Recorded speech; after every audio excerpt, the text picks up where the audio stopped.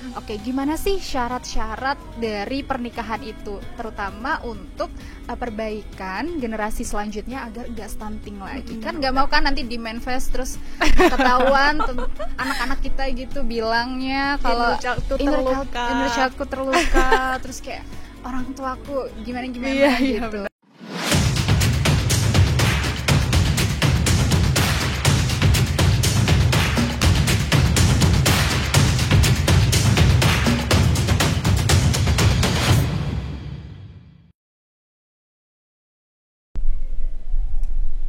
Oke, halo Besti, welcome back with us di Ngobrol Serius Tapi Santai. Oke, sebelumnya tadi kita udah ngobrolin terkait dengan urgensi dari stunting dan juga hashtag dari genre yaitu remaja tangguh lawan stunting.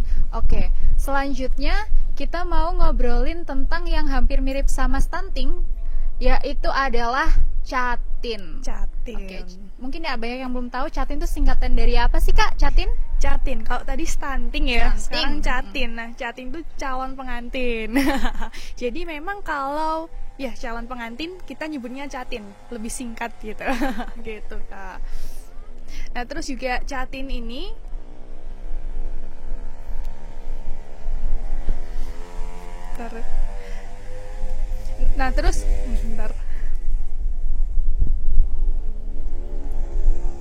Nah, ngomongin tentang Catin, ini juga ternyata ada hubungannya ya sama stunting. Selain namanya mirip-mirip Catin sama stunting, ternyata memang Catin berhubungan sama stunting. Oke, gitu. Sebelum kita bahas, artinya sebelum jadi calon pengantin kita tuh nggak boleh asal nikah ya Kak. Soalnya nanti mempengaruhi juga selain kehidupan kita, juga kehidupan dari generasi gitu. Selanjutnya. Bener banget. Oke. Sebelumnya nih, karena tadi kan Catin ya, namanya calon pengantin itu kan pasti ada usia ideal menikah. Ya, menurut BKKBN sendiri pasti ada usia ideal menikah. Mungkin Mbak Salsa silahkan. Mungkin perlu digarisbawahi lagi ya dari BKKBN ya. Usia ideal menikah menurut BKKBN itu ada 21 tahun untuk perempuan dan 25 tahun untuk laki-laki. Nah, jadi kenapa sih kok ada usia ideal menikah gitu ya kan? Nah, jadi di adanya usia ideal menikah 21-25 tadi itu dirasa sudah siap untuk membangun kehidupan berkeluarganya. Makanya ada usia ideal menikah 21 dan 25. Nah, kesiapannya dilihat dari apa? Itu salah satunya ada secara fisik, ada juga psikis, ada emosi, ya kan? Ada finansial juga, ada juga interpersonal. Jadi memang ada beberapa persiapan yang harus dipersiapkan sebelum kita menikah. Makanya ada Catin calon pengantin tadi. Oke, bener banget. Walaupun menurut undang-undang sebenarnya mulai dari 19 tahun ya. Mulai dari Undang-Undang Nomor 16 Tahun 2019 19 tahun, tapi ternyata BKKBN ada anjuran tersendiri untuk nikah di usia 21 tahun dan 25 tahun. Dan ternyata ini juga ada kaitannya sama stunting. Tadi kita katakan bahwa stunting tadi bisa dipersiapkan dari remaja. Dan salah satu transisi dari kehidupan berkeluarga, kehidupan manusia ya, transisi kehidupan manusia itu juga berkaitan dengan kehidupan berkeluarga. Oke, jadi menurut Mbak apa sih korelasinya gitu antara kalau misalnya nikah ideal sama adanya generasi yang stunting tadi gitu, untuk eradikasi gitu ya, gimana generasi stunting itu biar nggak tambah banyak. Silahkan Mbak Salsa. Nah, mungkin hubungannya salah satunya kalau secara fisik, terus nanti misal pas mengandung ya kan, sang ibu kalau belum siap nanti kasihan juga sang bayinya.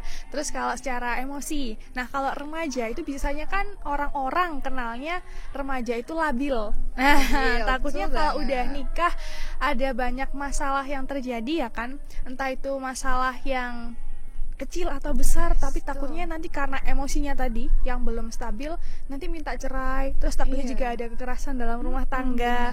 Makanya memang ya kenapa sih kok ada calon pengantin yang perlu adanya mempersiapkan dimensi-dimensi atau kesiapan-kesiapan sebelum menikah ya untuk menghindari hal-hal yang tidak diinginkan tersebut gitu. Oke, sesuai dengan salah satu lirik dari Berencana Itu Keren punya BKKBN, itu ada nikah tak segampang pacaran. Kalau pacaran ngambek kita mah bisa silent treatment, bisa diblok. Kalau nikah nggak mungkin karena setiap hari ketemu. Oke, dan kemudian kalau misalnya kita tadi udah tahu tuh gimana usia ideal menikah, terus kemudian berkaitan juga dengan stunting, itu berarti salah satu kesiapannya tadi sudah dikatakan sama Mbak Salsa juga terkait dengan kesehatan. Oke, gimana sih syarat-syarat dari pernikahan itu, terutama untuk perbaikan generasi selanjutnya agar enggak stunting lagi. Oke, silakan Mbak Salsa. Nah, mungkin kalau dari persiapannya ya, sebelum menikah itu ada aplikasi juga ya kan, Yes. LC-Meal, Ya, LC elektronik Meal. siap nikah dan hamil. Nah, ini bagi calon pengantin itu minimal 3 bulan sebelum menikah udah mempersiapkan nih ya kan, cek kesehatan, terus kesiapan dirinya itu gimana, udah siap sepenuhnya kah untuk menikah atau belum. Jadi memang perlu banget dipersiapkan ya, khususnya dari kesehatan juga gitu. Selain dari kayak finansial, fisik atau yang lainnya, itu kesehatan juga menjadi salah satu persiapan yang harus dipersiapkan dengan matang gitu. Iya, bener juga ya. LC Meal teman-teman sekalian, LC Meal. dicatat LC Meal. Karena nanti di LC Meal kita juga dapat sertifikat yang nantinya juga bisa di-apply ya, diajukan Jadi ya untuk syarat ke KUA, menikah menjadi gitu. salah satu syarat untuk menikah kayak gitu teman-teman sekalian. Oke, terkait dengan LC Meal biasanya ada namanya bimbingan pranikah. Nih, sepenting apa sih Mbak bimbingan pranikah tuh? Kadang-kadang banyak juga chatin yang kayak males aja sih bimbingan pranikah buat apa sih, yang penting kan udah Dan siap nikah aja udah sah gitu. dulu ya kan. Parameter siapnya dari mana kan kita juga nggak tahu ya, makanya butuh bimbingan. Oke, menurut Mbak Salsa sendiri gimana? Memang bimbingan pranikah memang sekarang dianjurkan juga ya, sebelum menikah kita ada bimbingannya dulu. Kenapa kok ada bimbingan pranikah? Ya biar kita tahu di kehidupan menikah tuh kita ngapain sih, apa yang kita lakukan sih gitu ya kan. Terus juga kita juga mempersiapkan dulu apa yang kita butuhkan saat menikah. Makanya ada bimbingan pranikah. Salah satunya contohnya kita bisa mengetahui atau belajar tentang ilmu parenting ya kan. Karena kalau kita parenting menyesuaikan atau meniru orang tua kita, zamannya aja udah beda. Gitu. Takutnya malah salah mendidik. Iya, malah ada ya itu hal-hal yang tidak diinginkan malah terjadi gitu. Nah, ngebahas tentang parenting nih Kak Salsa, kita sering banget ya lihat di Twitter, di Instagram gitu, kayak inner child terluka gitu kan. Inner child yang meronta-ronta gitu. Meronta-ronta gitu. Ya kalau misalnya teman-teman sekalian di sini ada yang relate nih sama kesaksian itu ya, ya udahlah nggak apa-apa, dimaafin aja kan. Semoga itu juga berhenti di kita gitu. Benar, kita bisa waktunya belajar untuk bisa gitu mengupgrade diri kita, Benar. biar nanti generasi kita nggak ngalamin apalagi lebih buruk lagi. Kan nggak mau kan nanti di manifest terus ketahuan anak-anak kita gitu bilangnya kalau inner childku terluka terus kayak orang tuaku gimana gitu. Iya, benar. Kayak gitu teman-teman sekalian. Jadi kita bisa menghindari itu ya dari sekarang. Oke, parenting dan persiapan nikah itu kan sangat deket ya Kak ya. Sejak kapan sih sebenarnya sebaiknya kita bisa mempersiapkan parenting itu? Karena gimana ya, kita juga bisa mengatakan menjadi orang tua itu juga menjadi pembelajar seumur hidup. Benar. Karena ya kita tidak akan tahu ya gimana karakteristik anak kita kayak apa, gimana gitu. Mungkin kita bisa, tapi yang punya kewajiban untuk membentuk karakter itu kan ya kita sebagai orang tua sendiri gitu. Gimana Kak Salsa? Oke, kalau berbicara mengenai orang tua, mengenai keluarga, itu kan memang lingkup terkecil terdekat yang ada di sekitar kita ya kan. Untuk menjadi anak kan kita juga nggak bisa pilih nih mau dilahirkan dari orang tua yang gimana, yang apa. Jadi kalau kita menjadi orang tua, lebih baiknya kita yang menjaga anak kita. Nah, untuk berbicara mengenai parenting, itu bisa disiapkan juga sebelum kita nikah, bukan malah setelah nikah kita memikirkan parentingnya gimana ya kan. Bisa juga nih sebelum menikah kita mempersiapkan parentingnya kita nanti itu gimana. Soalnya kalau menikah kan gak hanya kita sendiri ya kan, ada pasangan, ada keluarga besar dari dua belah pihak. Jadi memang harus dipikirkan matang-matang sebelum menikah, seperti itu. Makanya parenting ini penting disiapkan. Contohnya ya tadi ya, berbicara mengenai inner child, agar kebutuhan dari sang anak ini memang tercukupi dan tidak ada hal-hal yang tidak diinginkan juga.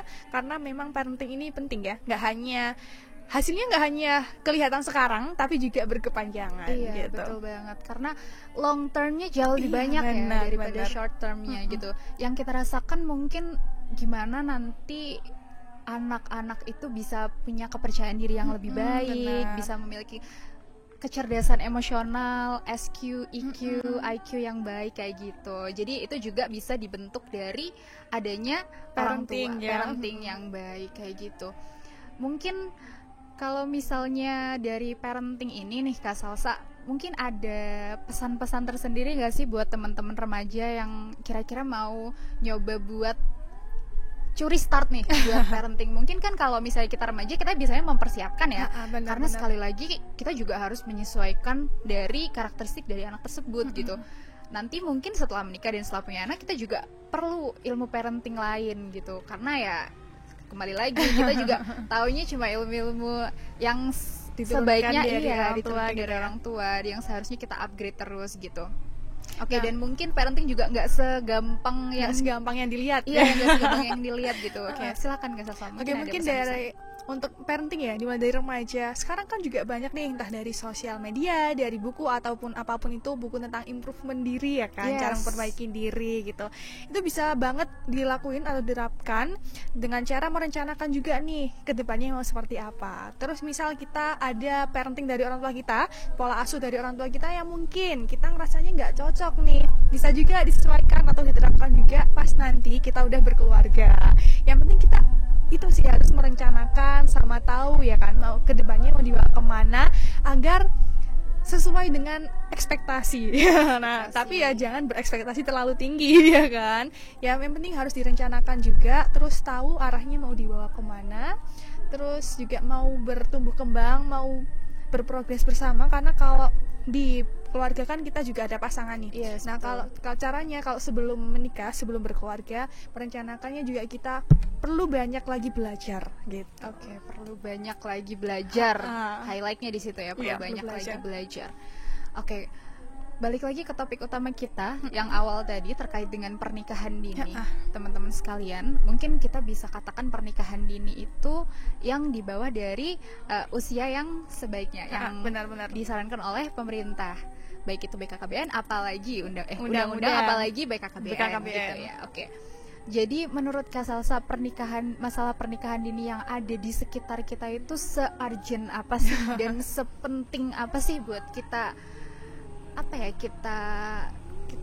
lebih aware gitu ya terhadap pernikahan gitu, dini. Kita brainwash lagi gitu biar bisa lebih baik. Oke, silakan. Oke, mungkin terkait dengan pernikahan dini yang ada di sekitar. Mungkin kebanyakan ada yang lulus SMA udah nikah ya kan. Bener. Ada yang disuruh orang tua atau karena memang ada yang saling suka gitu. Betul. Nah, berbicara mengenai itu, alangkah lebih baiknya kita memang kembali lagi ke 5 transisi kehidupan tadi ya. Kita melanjutkan 5 transisi kehidupan biar nggak lompat-lompat gitu. Karena kayak disayangkan sekali ya kan, sayang banget kalau udah lulus SMA terus tiba-tiba nikah padahal masih bisa main-main, bisa bisa healing ya kan. Jadi kayak sayang banget, makanya memang dengan adanya usia ideal menikah dari BKKBN dan juga dari pemerintah juga, itu memang ya sebaiknya diusahakan kita sesuai dengan itu ya kan. Karena dampaknya jangka panjang juga. Takutnya tadi karena yang remaja entah itu emosinya stabil, takutnya belum siap tapi memaksakan diri untuk melakukan kehidupan berkeluarga, takutnya nanti malah ada perceraian, terus ada masalah dari kedua belah pihak tadi dan juga kekerasan dalam rumah tangga. Nah, nanti kalau juga punya anak takutnya nanti juga stunting karena belum siap ya kan. Karena kalau kita punya anak kan nggak hanya di parentingnya saja, ada juga pendidikan. Kita juga harus mendidik anak karena jadi guru pertama juga kan bagi anak-anaknya. Makanya memang harus dipersiapkan ya kan. Kalau bisa ya kita menyesuaikan dan dengan adanya usia ideal menikah itu tadi. Gitu. Betul banget. Usia ideal menikah kita nggak cuma lihat dari kesiapan secara fisik, tapi juga secara psikis dan juga finansial apalagi tadi ya. Kita anggap karena di usia 21 sampai 25 tahun itu kita sudah siap gitu. Jadi kita nggak bertumbuh bersama anak gitu, tapi kita menumbuhkan anak membentuk anak kita gitu. Karakternya. Oke. Jadi kalau kita bisa simpulin tadi nih, ternyata punya parenting dan pola asuh yang baik buat catin, terutama teman-teman yang udah siap nikah dan ingin mau nikah dalam waktu dekat ini, apalagi itu harus dipersiapkan, terutama terkait dengan kondisi 3 tadi ya, fisik, psikis, dan juga finansial. Dengan adanya itu semua ya kita harapkan ya semoga itu jadi langkah awal kita juga biar kita bisa memperoleh kehidupan berkeluarga yang jauh lebih baik lagi, yang diinginkan ya kan. Betul, dan karena kehidupan rumah tangga itu kan gak segampang pacaran. Iya, sama Nggak- lama ya. Iya benar, dan nggak cuma antara suami dan Suami istri, istri. tapi juga anak. Dan anak juga nggak selesai ketika cuma dilahirkan, Benar. butuh dibesarkan, butuh dididik, dan butuh dibentuk sama karakternya kayak gitu ya Kak Salsa. Ya, benar Oke, sekali. tadi juga ada LC Meal teman-teman sekalian, bahwa LC Meal juga harus Siapkan juga, iya, harus ya kan? disiapkan oleh semua calon pengantin di 3 bulan sebelum Sebelum menikah ya, 3 bulan sebelum menikah gitu. Mungkin itu juga bisa menjadi parameter kita gitu, kayak seberapa siap sih kalau misalnya udah lulus ya berarti Iya, benar. ya kayak kita nerima ijazah waktu ke sekolah ya Benar, udah berarti siap, udah siap untuk gitu. menikah. Kita harapkan semoga dengan adanya program-program dari pemerintah itu merupakan sebuah langkah yang progresif Benar. agar bisa menurunkan prevalensi stunting di Indonesia, karena targetnya 2024 tahun depan tuh 14% nih Kak, Iya. gitu. Masih lumayan, jadi Lumayan. PR. Jadi yang harus jadi first move itu nggak cuma kita doang, nggak cuma pemerintah Pemerintah juga. doang, nggak cuma dari BKKBN aja, tapi juga semua dari kita kalangan semua. gitu. Benar. Adanya peraturan-peraturan itu juga kita harus bersinergi dan bersatu untuk bisa mencegah dari prevalensi stunting itu biar enggak meningkat lagi. Oke, terima kasih dari Kak Salsa, Duta Genre Favorit Jawa Timur 2023. Obrolannya menarik sekali, teman-teman sekalian. Terima kasih sudah berada bersama kami di podcast SS Serius Tapi Santai Giri Purno. Dadah.